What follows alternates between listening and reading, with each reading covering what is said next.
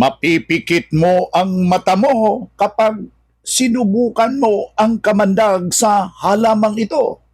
Alam mo ba na may isang halaman na tinaguriang King of Bitters dahil sa sobrang tapang ng lasa at lakas at bisa ito? Ito ang Serpentina plants o tinatawag na Androcopalis paniculata.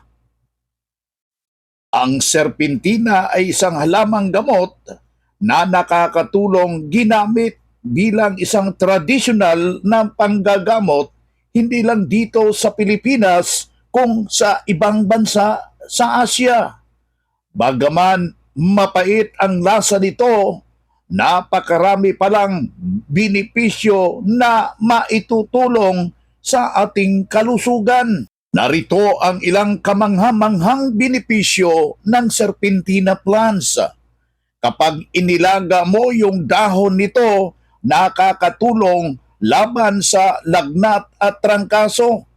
Napag-alaman base sa tradisyonal na pag-aaral na natural itong pangpababa ng lagnat laban sa flu. May mga pag-aaral na nakakatulong ito nga palakasin ang ating immune system. Kapag ininom mo yung nasabing halamang gamot ito, nakakatulong dahil meron siyang abilidad na antibacterial, antiviral. Ang serpentina ay may sangkap na tumutulong pumapatay ng mga mikrobyo, virus at bakterya na magdudulot ng infeksyon. Nakakatulong rin na pangpababa ng blood sugar. O sa mga diabetes nyo dyan, baka makatulong ito sa inyo. Ayon pa sa pag-aaral na nakakatulong ito sa mga taong diabetes dahil pinapababa nito ang level ng asukal sa dugo. Ayon rin sa tradisyonal na pag-aaral na yung panglaban sa ubo at sipon, mainam din ito, natural na lunas sa ubo, sore throat at sipon. Pwedeng gawing tsa at pakuluan ng tubig.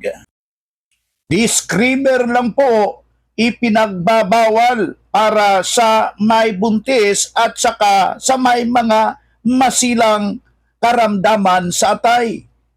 Isangguni muna sa mga health expert bago natin subukan ang nasabing inumin.